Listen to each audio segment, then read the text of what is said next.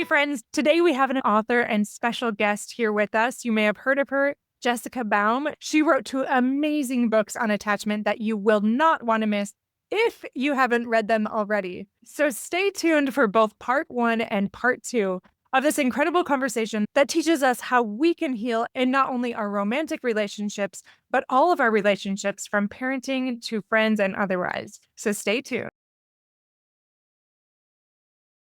Welcome back to Fulfillment Therapy. Today we have a special guest, Jessica Baum, with us. She's a licensed psychotherapist and founder of the Relationship Institute of Palm Beach.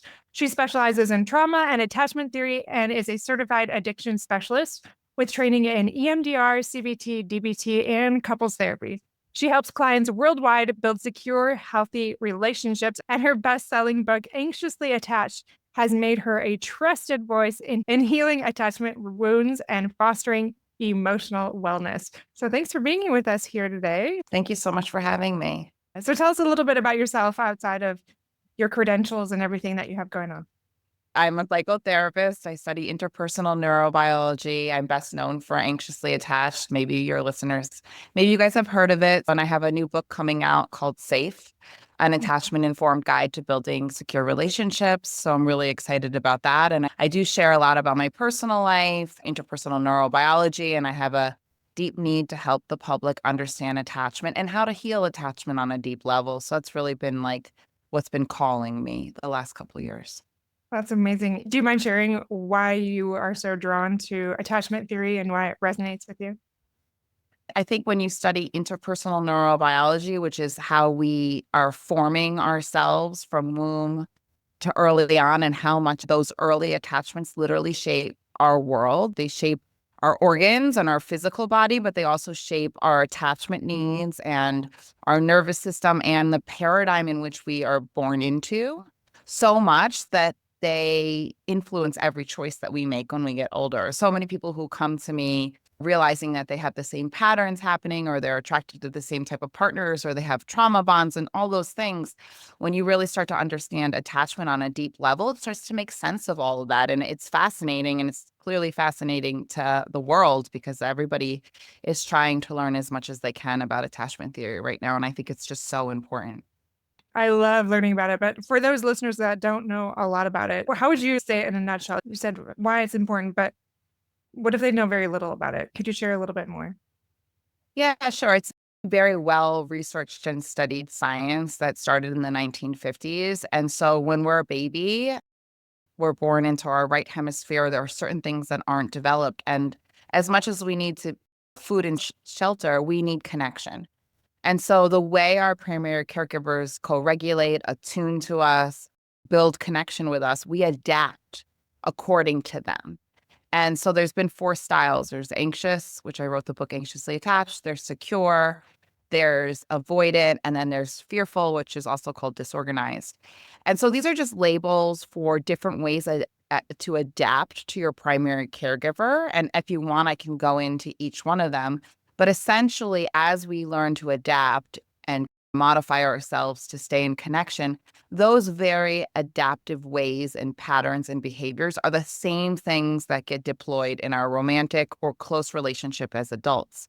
So a lot of people are like, why do I do this? Or why do I have this behavior? Or why do I people please or overextend? And if we go back to attachments theory, we can go back to your nervous system and how you lended your mom your nervous system and how you regulated her and how you self-abandoned. That's the anxious. And people really are like, oh my God, I'm starting to learn on a deeper level why my behaviors are the way they are, and forming a level of compassion around how we brilliantly adapt to stay in connection and learning to change those behaviors with a little bit of healing. That's a great breakdown of it. And yeah, if you wouldn't mind, would you go in just briefly to those four different ones so people can get an idea of what they might be? Sure. So anxious attachment, a lot of us can identify with that. And we don't always fit in one. I talk about in Safe how we can move on something called the wheel of attachment. But anxious attachment, the hallmark I would say is unpredictability. So the primary caregiver's nervous system sometimes is co-regulating and attuning, and sometimes the parent is just stressed out and the baby can sense that. So there's a sense of unpredictability. There's a sense of abandonment that's conscious. And so this makes up a bulk of people who love reading anxiously attached, but people who sacrifice their needs, can over attune to the room. I'll know what you need before I need, because that's what they did to survive. They literally left their body to attune to their mother or primary caregiver's body to sense what they needed. And that's how they stayed in connection. The other extreme is avoidant attachment. And I talk about how these two are attracted to each other. But avoidant attachment parents tend to be more left hemisphere shifted, and they're more focused on tasks and taking care of the baby, but they're not as emotionally connected. Because they're not as emotionally connected to themselves, they can't attune in a particular way. So the baby unfortunately learns not to reach out, not to ask for help. Later, these individuals show up as really independent, struggle with vulnerability. Those are the hallmarks of avoidant, and they feel completely abandoned. So annihilation is a word at the core of them. Then there's disorganized, which the public refers to as fearful avoidant. And that's a baby who, so we need connection. Like, we can't survive connection. It's like water to us as babies. So if our parent is really neglectful or dangerous or violent, we get stuck in this a fear state where I need to connect with you, but I'm also terrified of you at the same time. That, or you're completely gone and neglectful, and I have no one to orient to. So the baby learns these fear states of being trapped. I need, but I can't. And I'm always constantly scared. And that can lead later in life to very push-pull dynamics that can be very confusing for an individual. And I would say the hallmark for that is terror. So those are the three insecure types. Then you have secure attachment. It's not that securely attached people are like having it, it's so much better, but they have an easier time getting their needs met. They have an easier time getting close. They have an easier time with space. They have an easier time coming back to homeostasis. So when they get dysregulated, they come back into regulation factor because their parents were more present. They were more attuned. They were more there in a way where the baby and the adult feel inherently, I'm going to get my needs met. And ironically, they tend to attract people who will meet their needs. So these ways of adapting early on, most people aren't conscious that this happened, and our parents don't do it on purpose. But their nervous system and their parts tend to intergenerationally flow down through many factors. So when you understand attachment theory on a deep level, you can start to put these pieces together. I love that. Thanks for breaking that down for us. So then the question that I get asked a lot by clients is, okay, now I know my attachment style. I've taken the quiz. I've done this and that. I've read some books, listened to some podcasts. How do I get securely attached? And you're kind of the lead on this. How do you break that down for them? Yeah, I mean, it was Safe, my new book, or I don't know when this will be released, literally walks you through how to earn security. And you need a lot of holding. And there's a nervous system kind of understanding of when we're in these regress states. How do we meet these states differently? We need to internalize secure people all over again. And there's a whole process towards earned security, but part of it is re-experiencing the original wounds and receiving what you didn't get at the time of the wound. So if you were abandoned, you need to be held. If you were ashamed, you need to be accepted, right? And so we also go into the body because for those of you listening, all your attachment wounds and trauma are stored in your body, not in your head. So a good therapist or coach, or what I talk about in the book is finding your anchors, is holding the sensational experiences that you're experiencing in your body around attachment wounds. So we want to build a window of tolerance and a level of holding for your soma, for your body. You can't heal attachment logically. You need to heal it through the body.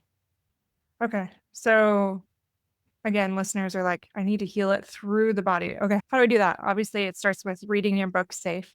And is there any pointers you could give to start that process? Yeah, I mean, so it's just the best pointer is just bringing conscious awareness first. When your belly drops or tightens, or there's a knot in your belly, or your chest is tight. I was talking to a client yesterday, she couldn't breathe.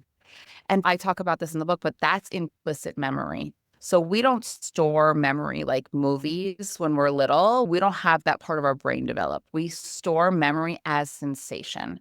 So when you're fighting with your partner or your friend and your body is on fire or you're shutting down, or you're having these sensational responses, that is memory. So when I'm working with clients and we start to feel into sensations, it takes them a while sometimes, but to click in, like, this is early memory. This is literally how we store memory. We don't store memory the way that you think in the beginning. And once they start to understand that their body's lighting up or something's happening in their nervous system, they start to relate to it differently. So we can start to tend to it differently. We can bring it to people who have the capacity to hold it versus maybe parents who didn't. We can speak to it like as a younger self. We can be kind to ourselves when things are lighting up. And we stop looking for a solution like, oh, this person is going to fix me. And we reoriented, wow, this person is waking up something very young inside of me. So all those shifts start to happen and it literally changes your level of consciousness. It's very hard to share that, like, it's an experience. So I would say if you can hear one thing on this podcast is if your gut is tight or your chest is tight, like, that's early memory. That's how we're wired to store memory until explicit memory develops. Around like 4, it starts to develop, and then we get both kinds of memory, but the body is always storing memory, and implicit memory is much stronger than explicit memory. Yeah. Interesting. Okay. So, do you have any examples that you can think of?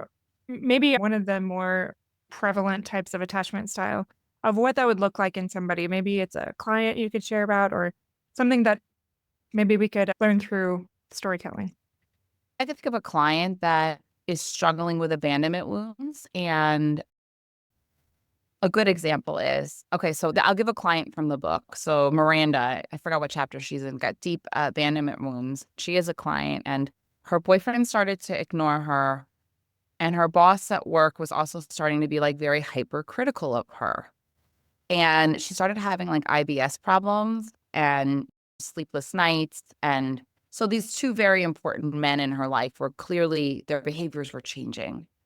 Yeah. And, but so she came to me, but her symptoms were so extreme. Like she was barely functioning. And granted, if you're listening, if your boyfriend's acting weird and your boss is being mean to you, like it does suck in the here and now. But the symptoms were so extreme in her, and we started to dive into her history.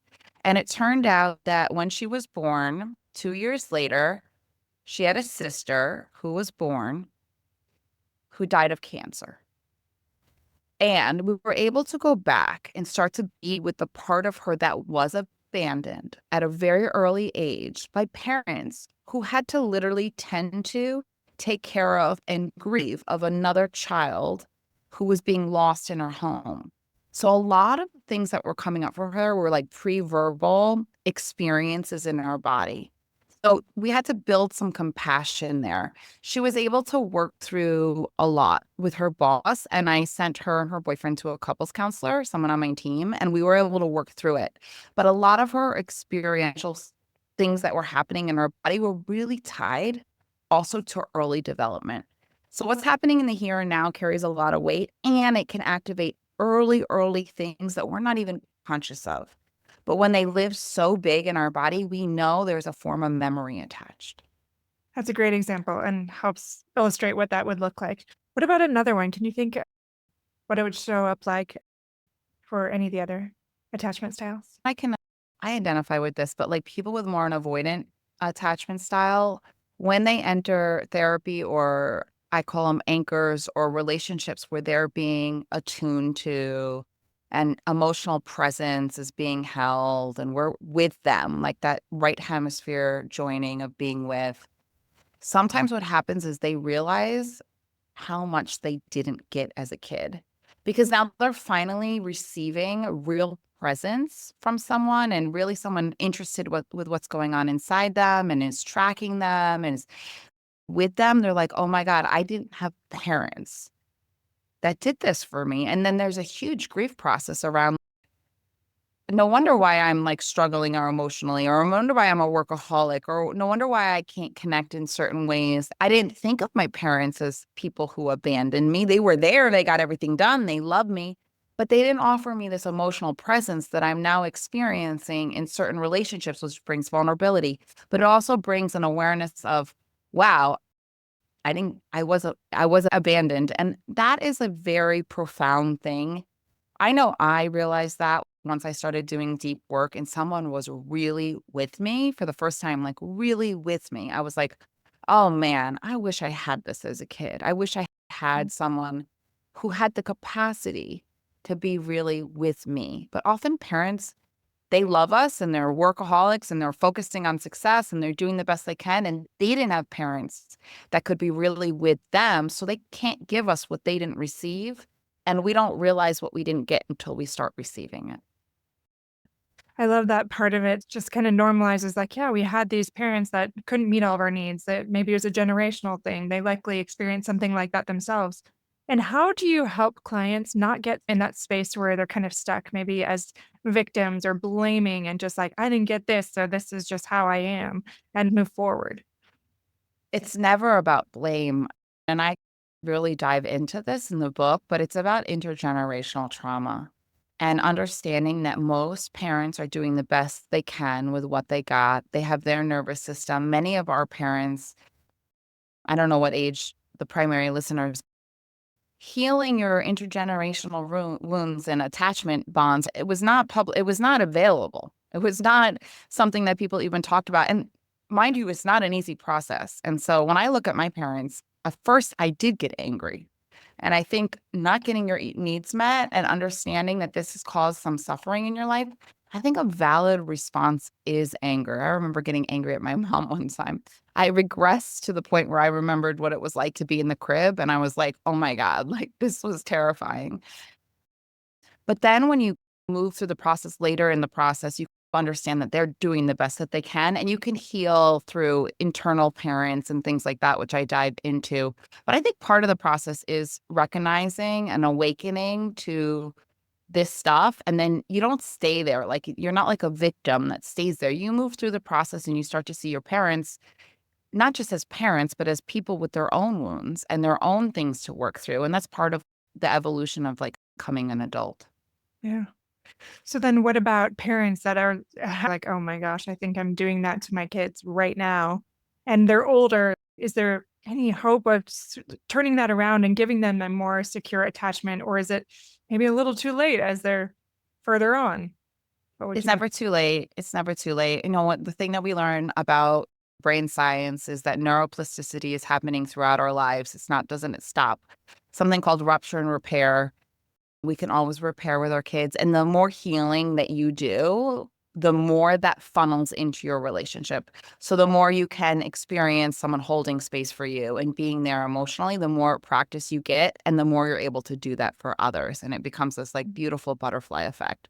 So yeah, I help many people who have kids that are older repair deeply and work through how to navigate that. Absolutely.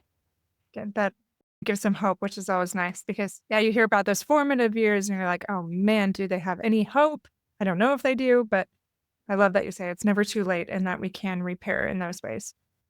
Do you have any personal, if you wouldn't mind, stories that could help us even better understand this? Like why you felt compelled to write this book, why it speaks to you so much, anything you're willing to share?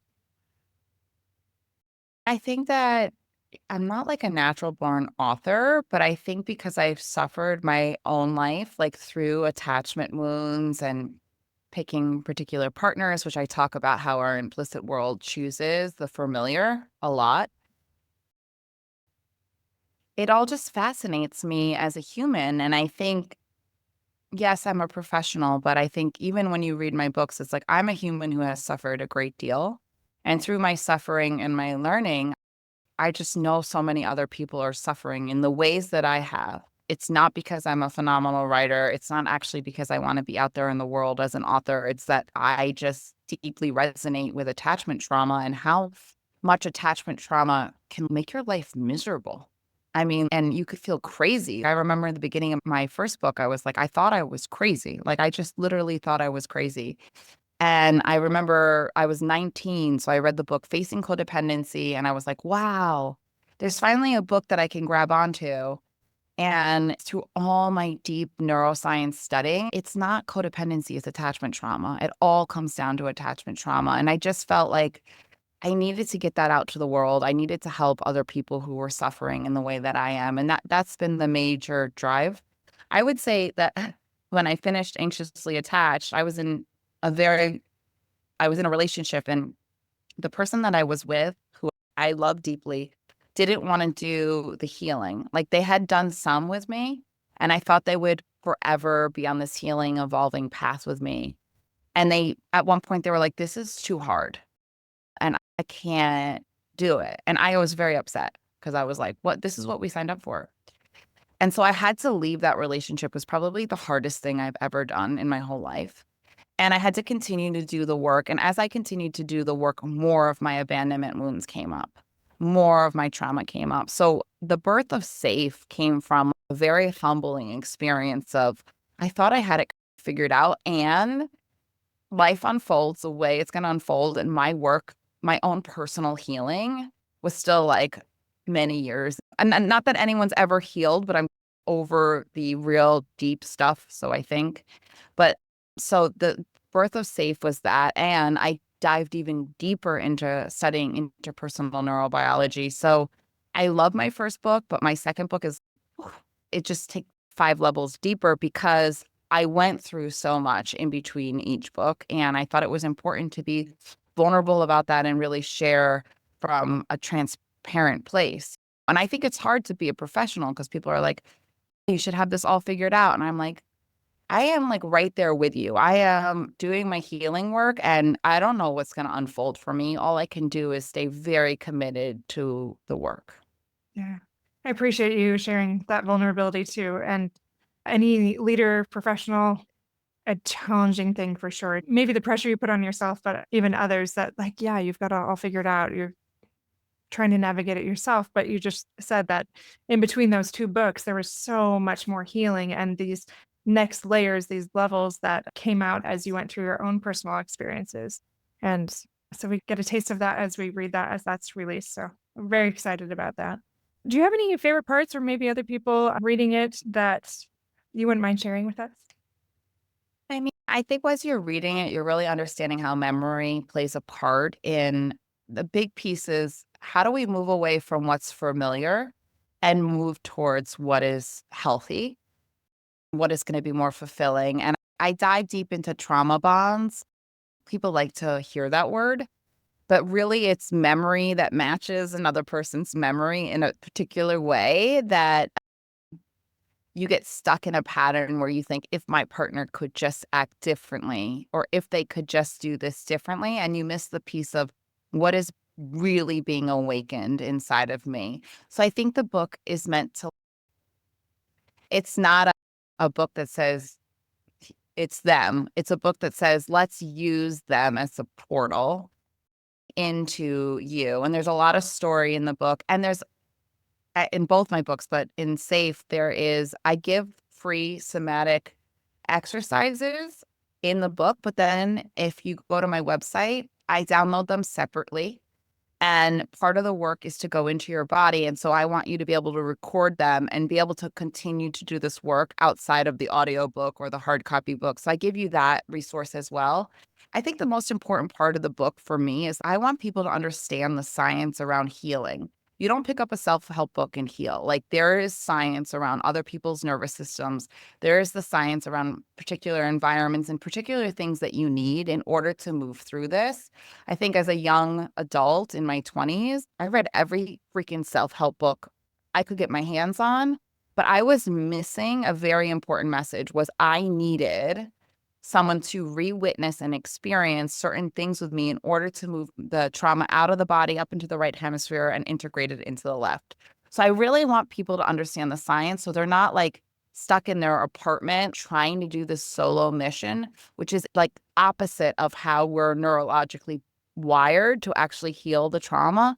And I want people to understand that this isn't woo-woo in child work. There is deep neuroscience in this book that you're going to really walk away understanding how to get there. And it's a journey. It's not a quick fix, which a lot of people in our culture want. They want like how to change your life in 3 steps. But this will set you on the path and hopefully give you enough of an experience to start to understand your own direction and your own inherent wisdom and what you need in order to feel more secure inside.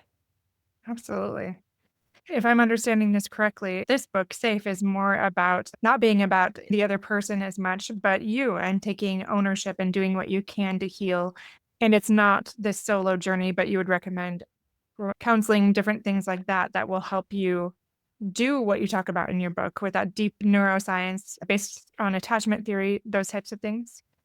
Yeah, I mean, listen, deep healing happens in romantic relationships as well. Just because mine didn't provide me a full container of that, I'm a couples counselor, I do imago therapy. So this work can absolutely be done with your partner. You both can read this book and do a lot of this deep work together. So healing happens in healing relationships, wounding happens in relationships. So it doesn't have to be done with a therapist. I talk about finding your anchors. A lot of therapists don't know how to hold deep space. And hopefully, I hope this is a tool for them, but some don't, right? We're all in different places. But I talk about what that actually means and how you can find safe people to hold this experience and to heal with. And it doesn't have to be a therapist, but there are certain qualifications, like their nervous system has to be in a state of safety enough of the time. They have to be willing to be present with you and not try to fix you. So I go into how to find someone like that because not everybody can afford to go to that level of therapy every week. It's expensive. So I give people this is what that other person needs to be. And I talk about being co-anchors. So you could even co-anchor with another person. So there's a lot of options besides go to therapy and I hope these people bring this book. If you're in therapy, I hope you bring the work to this book to your therapist and it becomes a companion for you there. Yeah, beautifully said. So that healing happens in those healing relationships. Hey, friends, I hope you enjoyed this episode as much as I did. Jessica Baum is incredible and a leading expert on attachment. Stay tuned for part 2 in our next episode. If you haven't already, please go onto Apple Podcasts and leave us a review. We need those reviews to keep getting seen. We appreciate you doing so and sharing these episodes with a friend. So thank you so much for spreading the word and helping others become their best selves. Until next time.